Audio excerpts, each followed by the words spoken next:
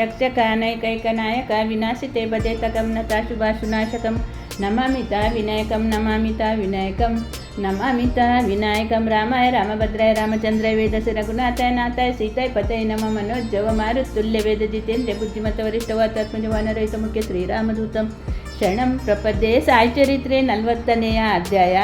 ಬಾಬಾ ಸನ್ಯಾಸಿ ರೂಪದಲ್ಲಿ ಉದ್ಯಾಪನ ಸಮಾರಂಭದಲ್ಲಿ ಹಾಜರರಿದ್ದುದು ತಮ್ಮ ಫೋಟೋದ ರೂಪದಲ್ಲಿ ಹೇಮಡ ಪಂತರ ಮನೆಗೆ ಬಂದರು.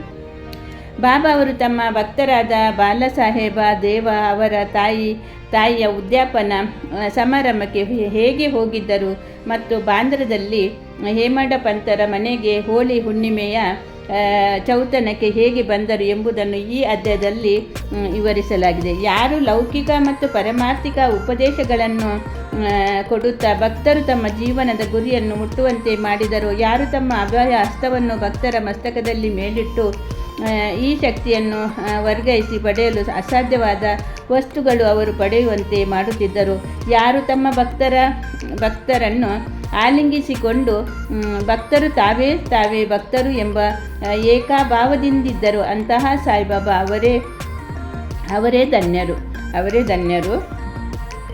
ಉದ್ಯಾಪನ ಸಮಾರಂಭ. ಶ್ರೀ ಬಿ ದೇವ ಅವರು ತಾನಾ ಜಿಲ್ಲೆಯ ಡಾನುವಿನಲ್ಲಿ ಮಾಮಲೆದಾರರಾಗಿದ್ದರು. ಅವರ ತಾಯಿಗೆ 25-30 ಹರಕೆಗಳನ್ನು ಮಾಡಿಕೊಂಡಿದ್ದು ಆ ಸಂಬಂಧವಾಗಿ ಉದ್ಯಾಪನಾ ಸಮಾರಂಭ ಆಚರಿಸಬೇಕೆಂದು 100-200 ಜನರಿಗೆ ಬ್ರಾಹ್ಮಣರ ಸಂತರ್ಪಣೆ. ಈ ಸಂದರ್ಭದಲ್ಲಿ ಶ್ರೀದೇವ ಅವರು ಒಂದು ದಿನ ನಿಶ್ಚಯಿಸಿ ಸಾಯಿಬಾಬರವರಿಗೆ ಈ ಸಮರಕ್ಕೆ ಬಂದರು. ಸಮಾರಂಭ ಶೋಭಿಸುತ್ತಿಲ್ಲವೆಂದು ಅವರನ್ನು ಸಹ ಊಟಕ್ಕೆ ಕರೆದುಕೊಂಡು ಬರುವಂತೆ ಶಿರಡಿಯಲ್ಲಿ ಬಾಪು ಸಾಹೇಬರಿಗೆ ಪತ್ರ ಬರೆದರು. ಬಾಬಾ ಅವರು ಆಮಂತ್ರಣ ನೋಡಿ, ನನ್ನನ್ನು ಸ್ಮರಿಸುವರ ಬಳಿ ನಾನು ಸದಾ ಇರುತ್ತೇನೆ, ನನಗೆ ವಾಹನ ಸೌಕರ್ಯ ಅಗತ್ಯವಿಲ್ಲ, ನನ್ನನ್ನು ಪ್ರೀತಿಯಿಂದ ಆಹ್ವಾನಿಸಿದರ ಅವರ ಹತ್ತಿರ ನಾನು ಶೀಘ್ರವಾಗಿ ಓಡಿ ಹೋಗುತ್ತೇನೆ, ನಾನು ನೀನು ಮತ್ತು ಇನ್ನೊಬ್ಬನು ಜೊತೆಗೂಡಿ ಬರುತ್ತೇನೆ, ಉತ್ತರ ಬರೆದು ಹಾಕು ಎಂದರು. ಈ ಜೋಗ ಅದರಂತೆ ದೇವ ಅವರಿಗೆ ಉತ್ತರಿಸಿದರು. ಇದನ್ನು ನೋಡಿ ದೇವ ಅವರು ಆನಂದ ಭರಿತರಾದರು. ಆದರೆ ಬಾಬಾ ರಹತ ರುಯಿ ನಿಮಗಾವಿನಿಂದ ಆಚೆಗೆ ಎಲ್ಲಿಗೂ ಹೋಗಿರಲಿಲ್ಲ. ಆದರೂ ಕೂಡ ಸಿದ್ಧ ಪುರುಷರಾದ ಬಾಬಾ ಅವರಿಗೆ ಯಾವುದೂ ಅಸಾಧ್ಯವಿಲ್ಲ. ಯಾವ ರೂಪದಲ್ಲಿ ಆದರೂ ಅವರು ತಮ್ಮ ಅಭಿಷ್ಟವನ್ನು ನೆರವೇರಿಸುತ್ತಾರೆ. ಶ್ರೀದೇವ ದೃಢ ಮನಸ್ಸಿನಿಂದ ಇದಕ್ಕೆ ಕೆಲವು ದಿನಗಳ ಒಂದೇ ಗೋರಕ್ಷಣ ಕಾರ್ಯಕರ್ತನೆಂದು ಹೇಳಿಕೊಂಡು ಒಬ್ಬ ಸನ್ಯಾಸಿಯು ಡಾನುವಿನ ರೈಲ್ವೆ ಸ್ಟೇಷನ್ ಮಸ್ತರದ ಬಳಿ ಬಂದು ಚಂದ ಎತ್ತಲು ಬಂದರು. ಅವರು ಆ ದೇವ ಮಹಾಮಲ್ಯದಾರರ ಕಡೆಗೆ ಹೋಗಿ, ನಿಮ್ಮ ಕಾರ್ಯ ಸುಗಮವಾಗುತ್ತದೆ ಎಂದು ಹೇಳುತ್ತಿರುವಾಗ ಅದೇ ಸಮಯಕ್ಕೆ ಸರಿಯಾಗಿ ದೇವ ಅವರು ಅಲ್ಲಿಗೆ ಬಂದರು. ಸ್ಟೇಷನ್ ಮಾಸ್ಟರರು ಸನ್ಯಾಸಿಗೆ ದೇವ ಅವರ ಪರಿಚಯ ಮಾಡಿಕೊಟ್ಟರು. ಇಬ್ಬರು ಕೆಲವು ಕಾಲ ಮಮತೆಯಿಂದ ಮಾತುಕತೆಯನ್ನು ನಡೆಸಿ ಆಗ ದೇವ ಅವರು, ಈಗ ತಾನೇ ನರೋತ್ತಮ ಶೆಟ್ಟಿ ಬೇರೆ ಕಾರ್ಯಕ್ಕೆ ಚಂದ ಎತ್ತುತ್ತಿದ್ದಾರೆ, ಆದ್ದರಿಂದ ಈಗಲೇ ಇನ್ನೊಂದು ಸಲ ಚಂದ ಎತ್ತುವುದು ಸೂಕ್ಷ್ಮವಲ್ಲ, ಇನ್ನು 2-3-4 ತಿಂಗಳ ನಂತರ ಬನ್ನಿರಿ ಎಂದು ಹೇಳಿ ಕಳಿಸಿದರು.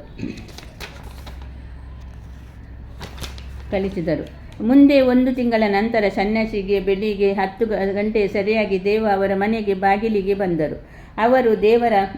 ಅವರು ಚಂದ ಎತ್ತಲು ಬಂದಿದ್ದಾನೆಂದು ಭಾವಿಸಿದರು. ಆದರೆ ಸನ್ಯಾಸಿ ಉದ್ಯಾಪನ ಸಮಾರಂಭದ ಸಿದ್ಧತೆಯನ್ನು ನೋಡಿ ತಾನು ಚಂದ ಎತ್ತಲು ಬಂದಿರದೆ ಊಟಕ್ಕೆ ಬಂದಿರುವುದಾಗಿ ತಿಳಿಸಿದರು. ಆಗ ದೇವ ಅವರು, ಸರಿ, ಬಹಳ ಸಂತೋಷ, ನಿಮ್ಮದೇ ಮನೆ ಎಂದು ಭಾವಿಸಿರಿ, ಊಟಕ್ಕೆ ಅಗತ್ಯವಾಗಿ ಬನ್ನಿರಿ ಎಂದರು. ಆಗ ಸನ್ಯಾಸಿ, ನನ್ನೊಡನೆ ಇನ್ನೂ ಇಬ್ಬರಿದ್ದಾರೆ ಎಂದರು. ಆಗ ದೇವ ಅವರು ಅವರನ್ನು ಸಂಗಡ ಕರೆದುಕೊಂಡು ಬನ್ನಿರಿ ಎಂದರು. ನಂತರ ಭೋಜನ ಇನ್ನು 2 ಗಂಟೆ ಕಾಲ ಇದ್ದುದರಿಂದ ಆ ವೇಳೆಗೆ ಹೇಳಿ ಕಳಿಸಲೆಂದು ದೇವ ಹೇಳಲು ಸನ್ಯಾಸಿಯು ತಾನೇ ನಿಯಮಿತ ಕಾಲಕ್ಕೆ ಬರುತ್ತೇನೆಂದು ತಿಳಿಸಿದರು. ದೇವ ಸರಿಯಾಗಿ 12 ಗಂಟೆಗೆ ಬನ್ನಿರಿ ಎಂದು ಪ್ರಕಾರ 12 ಗಂಟೆ ಸರಿಯಾಗಿ ಮೂವರು ಊಟಕ್ಕೆ ಬಂದು ಊಟ ಮುಗಿಸಿ ಹೊರಟು ಹೋದರು. ಆದರೆ ಆ ಸಮಾರಂಭದಲ್ಲಿ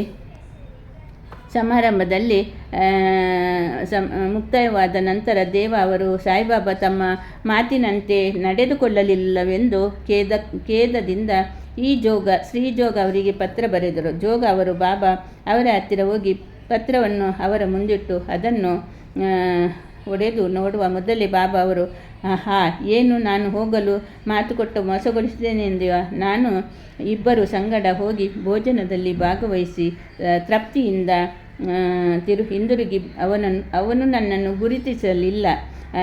ಹಾಗಾಗಿದ್ದರೆ ನನ್ನನ್ನು ಆಮಂತ್ರಿಸಿದ್ದಾದರೂ ಏಕೆ? ಸನ್ಯಾಸಿಯು ಚಂದ ಎತ್ತಲು ಬಂದಿದ್ದಾನೆಂದು ಅವನು ಭಾವಿಸಿದ್ದಾನೆ. ನಾನು ಊಟಕ್ಕೆ ಬರುವೆನೆಂದು ತಿಳಿಸಿದೆ. ಅವನ ಅನುಮಾನವನ್ನು ಪರಿಹಾರ ಮಾಡಲಿಲ್ಲವೇ? ನಂತರ ನಾವು ಮೂವರು ಊಟ ಮಾಡಿ ಬರಲಿಲ್ಲವೇ? ನಾನು ಸನ್ಯಾಸಿನಂತೆ ನಡೆಯಲು ಸರ್ವಸ್ವವನ್ನು ತ್ಯಾಗ ಮಾಡಬಲ್ಲೆ. ನಾನೆಂದು ಆಡಿದ ಮಾತಿಗೆ ತಪ್ಪಲಾರೆ ಎಂದು ಹೇಳಿದರು. ಈ ಉತ್ತರವನ್ನು ಜೋಗ ಆನಂದಭರಿತರಾಗಿ ಮರುಟ ಪಾಲಿಗೆ ದೇವ ಅವರಿಗೆ ಉತ್ತರ ಬರೆದರು. ಅದನ್ನು ಓದಿ ದೇವ ಅವರಿಗೆ ಅತ್ಯಾನಂದವಾಯಿತು. ನೇತ್ರದಲ್ಲಿ ಆನಂದ ಭಾಷೆಗಳು ಹರಿದವು. ಬಾಬಾ ಅವರನ್ನು ನಿಂದಿಸಿದ್ದಕ್ಕಾಗಿ ವ್ಯಥೆಪಟ್ಟುಕೊಂಡರು. ನಡೆದ ಘಟನೆಯನ್ನು ನೆನೆಸಿಕೊಂಡು ಆಶ್ಚರ್ಯಗೊಂಡರು. ಹೇಮಡ ಪಂತರು, ಹೋಲಿ ಚೌತನ, ಈಗ ಬಾಬಾ ಅವರು ತಮ್ಮ ಫೋಟೋ ರೂಪದಲ್ಲಿ ತಮ್ಮ ಭಕ್ತನೊಬ್ಬನ ಅಭಿಷ್ಟವನ್ನು ಹೇಗೆ ನೆರವೇರಿಸಿದರು ಎಂಬುದನ್ನು ನೋಡೋಣ. ಅವರು